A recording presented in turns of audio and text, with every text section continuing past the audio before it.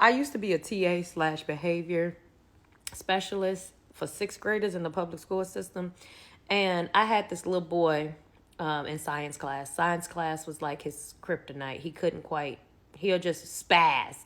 I used to get a 15-minute break right at the start of his class. And every time like probably 10 minutes into my break, I'm getting a call, "Miss, they need you in the classroom." Well, I honestly still have 5 more minutes on my break, but now I'm taking my snack and my tea and I'm walking up to the classroom to pull him out because I don't even know what's going on to go in and disturb the rest of the kids' education. I'm going to go in, pull him out to see what's going on. And as I'm doing that, this one day, I pull him out. I'm like, "Hey, what's going on?" He's like, "Man, like, leave me the fuck alone. You can leave me alone like the teachers can leave me alone." I say, "Whoa. I don't know when you start talking to me like that, but I don't like it. I don't know if you're having a bad day.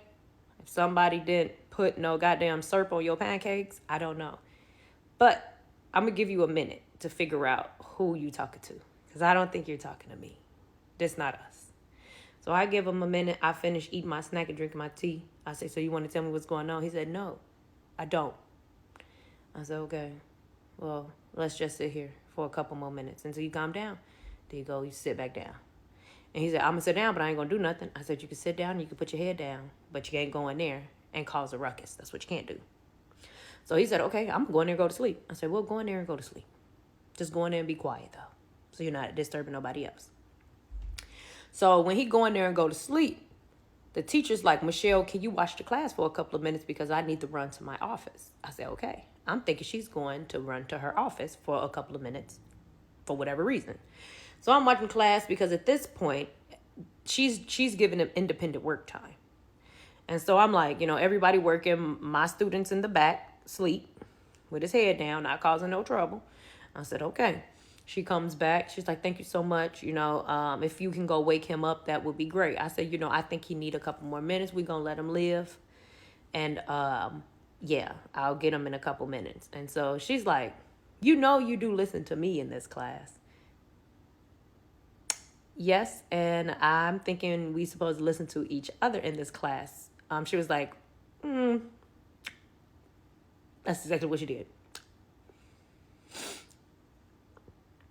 And she was like, okay.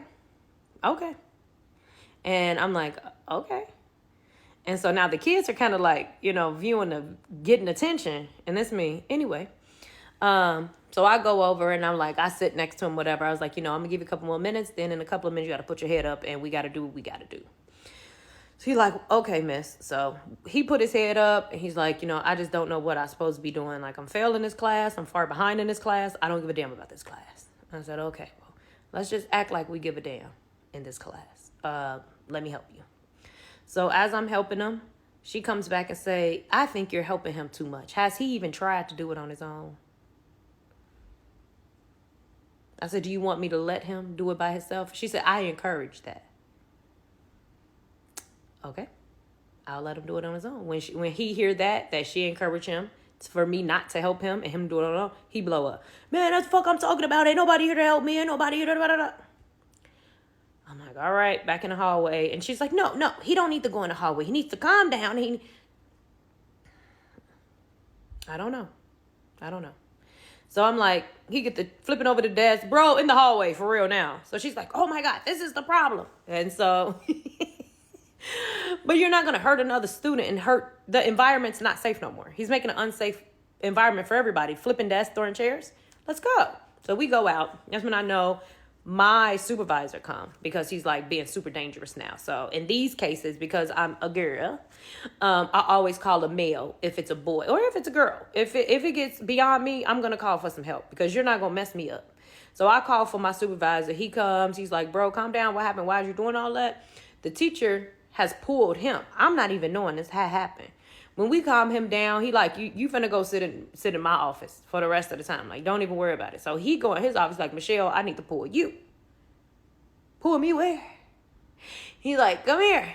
He's like, "I don't know what you and this teacher have going on, but it's a disconnect between y'all." I said, "Yeah, because I think that she think that I don't listen to her or something, but the matter of the fact is that she don't help the children. Like, she's not helping my special education children. She's making my job hard by antagonizing them almost. Today, she just told me, don't help him. Let him help himself. And he's like, well, okay, so like, this the thing. Like, we have to try to let our children figure it out on their own. I said, when we let them figure it out on their own, now they're sitting in your office. No work is getting done. Nobody's talking to you. They're not fixing nothing. They're not working through nothing. They're just sitting in your office, probably on their phone or on their iPads. And what? In the name of what? And he's just like, well, look, like, this the thing. The teacher, she came to me this morning. So remember when I said she went out to my supervisor office. And she's like, you know, she said you came in or whatever, and then you just pulled him out the class, and she think that he should, you know, try to figure it out in the class. I said, it's a disruption. Other kids are trying to learn. He needs to get pulled out. He was like, just give it like 3 chances, and then on a 4th time, maybe pull him out unless it get unsafe. I'm like, you're running me around. Why are you making this harder for me? He's like, I know. But the teachers, you know, they get the final say. It's their classroom. Okay. So I said, okay. A couple days passed because science class was every other day. We back in science class. Here I go, back at it again. So I see, before science class start, I tell the teacher, I'm going to pull him before class start. So when the bell ring, I'm going to walk in with him. I'm his pass. And she kind of looked at me. She's like, okay. I tell him, like, yo, what's really your problem in here? Like, I'm with you in, like, math. I'm with you in reading. And you don't act like this while only here. Basically, he tells me, like, I don't like the way she'd be teaching. Like, she go over to work with us, but she's moving so fast, I can't keep up, basically. By the time I understand what she's saying in 1, she's, like, on 4. And when I try to say, like, something in the ballpark of can you slow down, she tells me, no, you need to speed up. And it makes me mad. Then I don't want to do nothing because I tried and it didn't work. And that's legit. I say, okay, come up with a system. I give them a green pencil. I give them a yellow pencil. I give them a red pencil. I say, when you really struggling, just pull out the red pencil. That way you ain't got to raise your hand. You ain't got to do nothing. Just pull the pencil out. I will bring the pencils every day, give them to you in the hallway. You give them back to me before. When you finish your independent time, when you're not understanding the most, give the pencils back, and then we could keep this cycle going. So it was going good. He was like pulling the red pencils out when he needed help. I'll scroll around, go over to help him. So like the following week, so we had 2 science classes, sometimes 3, depending on, you know, where Monday, Wednesday, Friday, or it'll be Tuesday or Thursday. So depending on where it's going good. It's going good. Next minute I know, he pulls out the red pencil. I'm finna go walk over. The teacher was like, no, miss. This me. What?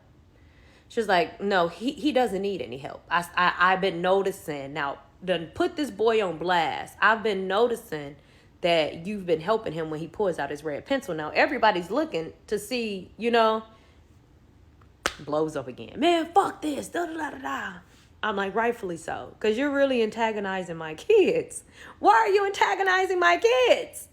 And so goes back to my supervisor, tell the supervisor that I'm trying to like upstage her in her class. Like, I'm trying to do more for the kids than she's trying to do. So that way I can build a relationship and they'll listen to me and they don't listen to her. That's what she thought I was trying to do.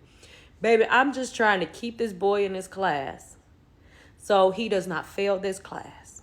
That's all I'm trying to do. I'm trying to understand the problem and fix it. And you're trying to create me a problem to continue to fix.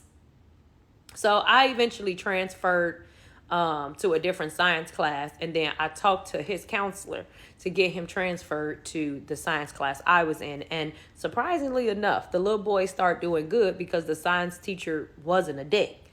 But when you're working in a school, them teachers, man, I know I love majority. It's like 1%. But that 1% is hell. For TAs, behavior specialists, those people that assist, sometimes it's really hell dealing with teachers. Like, they get in their feelings, but yeah, it be hard sometimes.